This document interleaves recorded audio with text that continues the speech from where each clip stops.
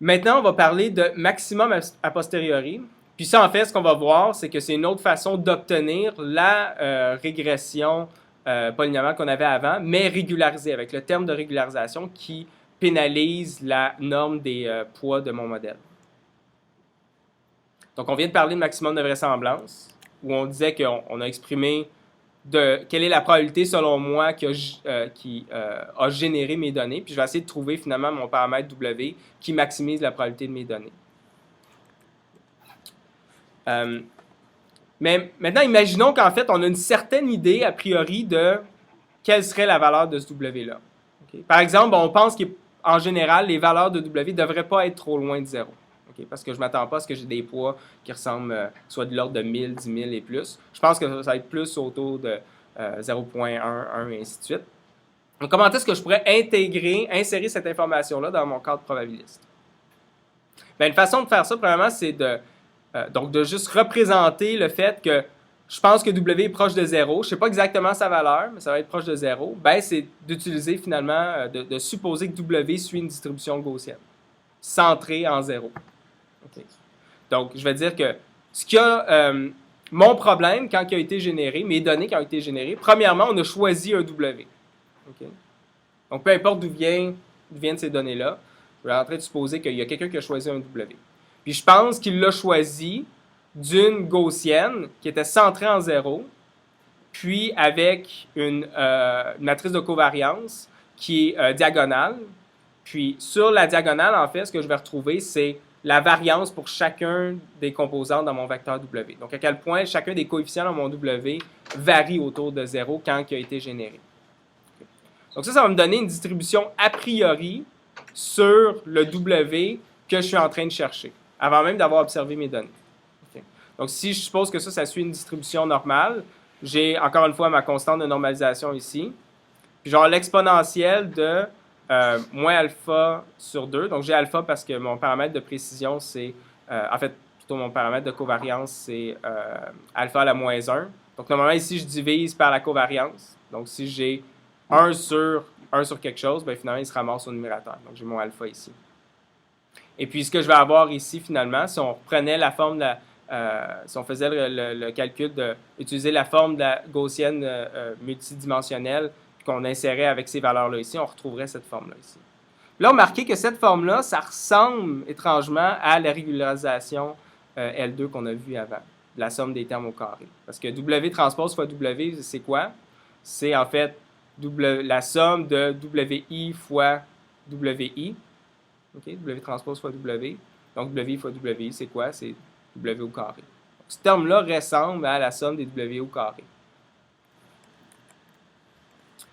Et là, maintenant, donc, ce P de W, sachant alpha qui est l'espèce de paramètre de variance, à quel point je pense que ça peut s'éloigner de 0 ce que je cherche. Ça, c'est ce qu'on appelle une distribution a priori, ou une loi a priori, en anglais prior.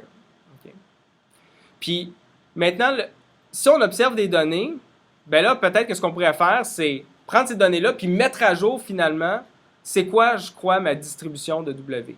Maintenant que j'ai observé des données qui normalement ont été générées en partie en utilisant la valeur de W, ben c'est quoi mon incertitude par rapport à W maintenant? Normalement, je devrais avoir une meilleure idée de ce que W est. Peut-être que maintenant, ça me dérange moins qu'il soit loin de 0 parce que les données semblent clairement indiquer qu'il est loin de 0. Donc, en fait, tout ce qu'on va faire, c'est utiliser la règle de Bayes. Okay. Donc, peut-être que vous ne la voyez pas ici, la règle de Bayes, mais si je vais cacher ça ici, je cache ça ici. Donc, on va cacher X, puis bêta et alpha. Donc, on se rappellera que la règle de Bayes, c'est une façon d'obtenir avant, on avait, je crois, P de Y, puis X ici, à partir de P de X sachant Y, puis une distribution a priori sur Y. Donc, on voit qu'ici, c'est la règle de Bayes. C'est juste que je conditionne sur plus de choses que j'ai en main, qui me sont données. Okay? Mais c'est en fait la règle de Bayes. Puis dans la règle de Bayes, ici, normalement, j'ai une constante de normalisation qui ne dépend pas de W. C'est pour ça qu'on dit que c'est proportionnel, en fait. Okay? Donc, en fait, ce que je devrais écrire ici, c'est P de T, finalement. Okay? Mais là, à la place, j'ai juste écrit proportionnel. C'est la même chose. Donc, ça, c'est la loi a posteriori selon la règle de Bayes. Ça me dit, OK, ben maintenant, c'est quoi mon incertitude par rapport à W? Okay. Et donc, dans ce cas-ci, chercher un W, ça pourrait être maintenant trouver le W qui est le plus probable maintenant que je viens d'observer des données. Donc, a posteriori, qui est le plus probable, qui a la plus grande probabilité P de W, sachant mes données d'entraînement, puis ces paramètres-là qui sont mes hyperparamètres. Ça faisait partie de mon modèle, à quel point je pense que je suis capable de bien prédire les cibles. Puis ça, le alpha, c'est à quel point je pense que le W s'éloigne de 0. Okay. Donc, encore une fois, plutôt que de maximiser cette probabilité-là, je pourrais maximiser la log probabilité. C'est équivalent, puis mathématiquement et numériquement, c'est plus simple. Et lorsqu'on fait ça, lorsqu'on maximise une loi a posteriori comme ça, on appelle ça faire du maximum a posteriori plutôt. Et si je faisais la dérivation, en fait, on pourrait montrer que c'est équivalent à maximiser cette chose-là ici. Okay. En fait, pardon, que c'est équivalent à minimiser cette chose-là ici. Donc, minimiser un terme qui est la somme des différences au carré, plus ce terme-là ici qui vient de ma loi a priori. Okay. Puis en fait, ben, finalement, je suis capable de retrouver ça ici. Donc, ce que je peux faire, c'est, si je minimise ça, ben, je pourrais diviser par une constante, puis ça ne changerait pas quel terme minimise. Donc, je pourrais prendre tout ça ici et dire, je vais diviser ça par bêta. Si je divise par bêta, ben, ça va disparaître ici. Et ici, je vais avoir alpha divisé par bêta. Maintenant, si je prends alpha divisé par bêta, je dis, je vais l'appeler plutôt lambda, ben, je me ramasse finalement avec lambda fois la norme des paramètres au carré, plus mon terme qui est la somme des pertes de la différence au carré. Puis ça, encore une fois, c'est la version régularisée de la perte que je vais optimiser lorsque je fais de l'apprentissage.